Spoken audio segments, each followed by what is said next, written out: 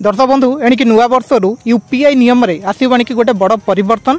जदि आप फोन पे गूगल पे पेटीएम व्यवहार करुँच टंका नेणदेण करुँच वीडियो को आप शेष पर्यंत देखूँ कहीं टंका नेणदेण में भारत सरकार एणिकी नुआ नियम आने जाऊँच नुआ वर्षर।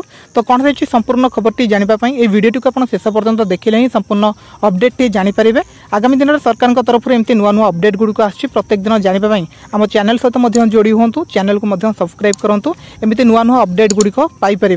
देखो एणिकी नुआ वर्षर बदली यूपीआई नियम एणिकी विदाहर पाद देश में एणिकी वर्ष 2024 एणिकी नव सूर्योदय सहित नूतन सकाळ आसीबो एवं वर्ष 2025 लोकों को एणिकी स्वागत करिवो। तेणु ता सहित लोकंकर साधारण तथा दैनंदिन जीवन को प्रभाव पकेबो एणिकी जनवरी तथा नववर्षरु आसुथिबा एही सब नियम गुड़िक। तो नियम गुड़िक कौन 2024 शेष होगा आ मात्र बाकी कईटा दिन रही।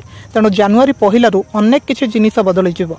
वर्ष मास तारीख इत्यादि बदलवा सहित अनेक नियम रे मध्य परिवर्तन हो जिवो। तेणु जनवरी पहिलारू अनेक किछि नुआ नियम लागू होबाकू जाउछि। एहा प्रति घरे व्यक्ति पकेट उपर मध्य प्रभाव पकेइबो।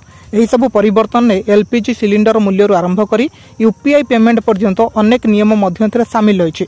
तेणु नुआ वर्षरू नुआ नियम को नहीं चलिबो एणिकी सारा देश। तेणु जनवरी 1 तारिखरू देश में अनेक नियम बदलवाकू जाउछि जहाँ भितर यूपीआई नियम मध्य सामिल होइछि। जेमति कि रिजर्व बैंक ऑफ इंडिया बा आरबीआई तरफ यूपीआई नियम रे बड़ परिवर्तन होगापी निष्पत्ति निया जाइछि। तेणु यूपीआई रे 123 पे ट्रांजैक्शन लिमिट रे परिवर्तन करा जिवो। जो लोक मैंने यूपीआई 123 को पे करी व्यवहार करी 5000 जगह 10,000 टंकार कारोबार करें। जमती कि यूपीआई 123 पे पर लोक मैंने बिना इंटरनेट कनेक्शन ने पेमेंट करिवार सुविधा पाई परिबे। यह को संपूर्ण भाव आरबीआई नियंत्रण करिथाय।